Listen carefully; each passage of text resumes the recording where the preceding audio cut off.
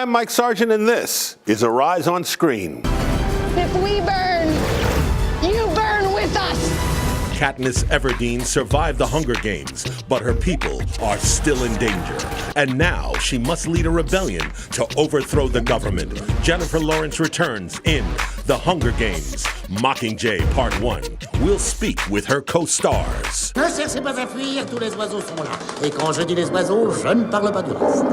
For the first time, lovers of animation will be introduced to the English version of The King and the Mockingbird, the French film classic that has inspired generations of animators. Can't live the same old life and expect a different result. I don't want to hear any more of that book. A self-published self-help book goes viral when it changes people's lives around the world, but no one knows who wrote it. Sylvester Stallone, Omari Hardwick, and Nelly join an all-star cast in Reach Me. It's not about people, it's about people. All this and more on Arise on Screen.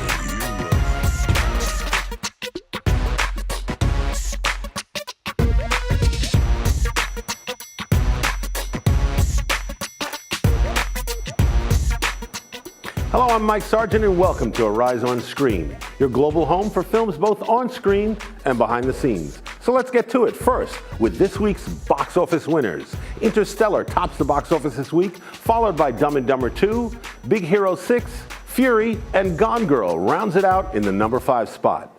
And in movie news,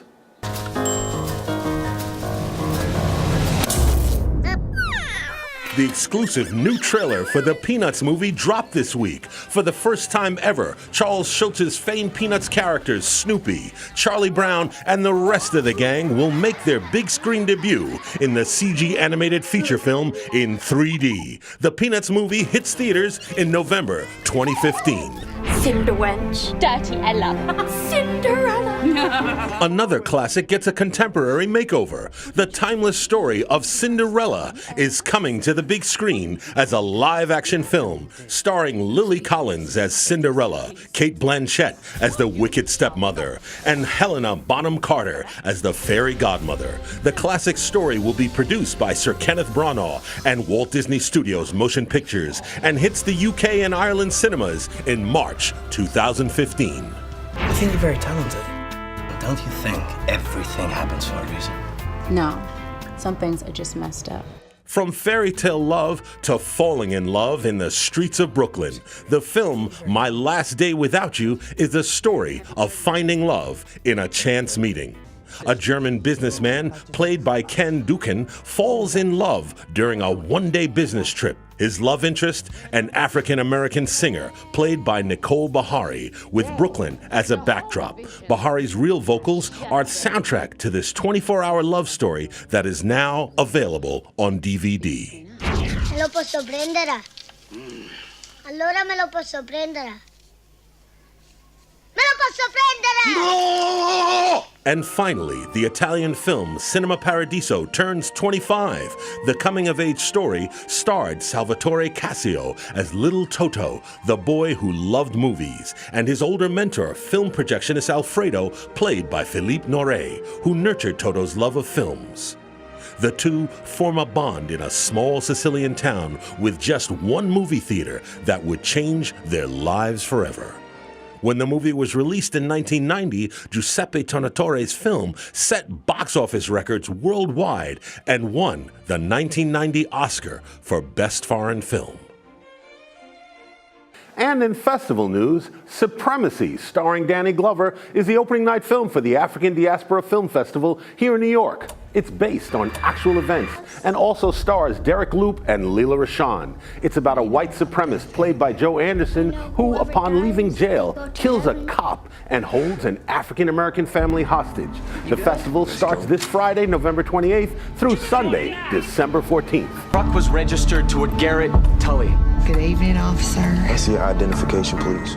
Today I'm joined by film critic Zeba Blay and the amazing Bobby Rivers. Hey, Mike. Thank you, Bobby. But first, before we get to our reviews, we have to acknowledge that Mike Nichols passed. What a great director, and he's most known for The Graduate and Catch-22 and films like that. But I have to ask you, beyond some of those iconic films, do you have a favorite? You know what? Yes. Postcards from the Edge. Thank you. Thank Love you. that movie. I love that movie. I still feel that Shirley MacLaine should have been nominated for Best Supporting Actress, and Carrie Fisher should have been up screenplay. for screenplay. Based on her book. It twirled up. Yes, it did. Now, Yes. what about you, Zeba? I love your enthusiasm, by the way. For me, it would have to be Angels in America. I know it's not a film, it's a miniseries that was on Miniseries, HBO, sure. but he was a theater director. Yes, he was. And you really see that skill in that series, and it's absolutely amazing. You do. That's true. That's true. And only towards the end of his career did he go back when he did Closer and some other films that were more based on, the theater and the stage. So Exactly. Definitely will be missed. Great, He will. great What a director. fine director What a he was. range of things he did. And a performer. His comedy work early in his career. Yeah. Okay, we have to mention The Graduate, okay, because it was only his second film. Isn't that amazing? It is amazing. And it made the careers of so many people. And it including, came out at the right time in society. Yes, it did. And the score to this day, getting Iconic. Simon and Garfunkel to score, which was not something that was happening that much then. Right. But after that happened, I think he really changed the game for movie scores. He really being did. tied to movies, as opposed to just having one song, where they broke down and deconstructed the song to be part of the Good score. point, because the movie was a hit and the soundtrack was a big hit. Yes, it was. So, have to say, big nod to Mike Nichols. Very much but so. We will be back to talk more movies here on Arise on Screen. When we return, I want everyone who's watching to lay down their weapons now. You're alive. Katniss Everdeen won the games, and now the ruling class, the Capitol, wants revenge. Jennifer Lawrence stars in The Hunger Games, Mockingjay Part 1. We sit down with co-stars Mahershala Ali and Natalie Dormer next here on Arise on Screen.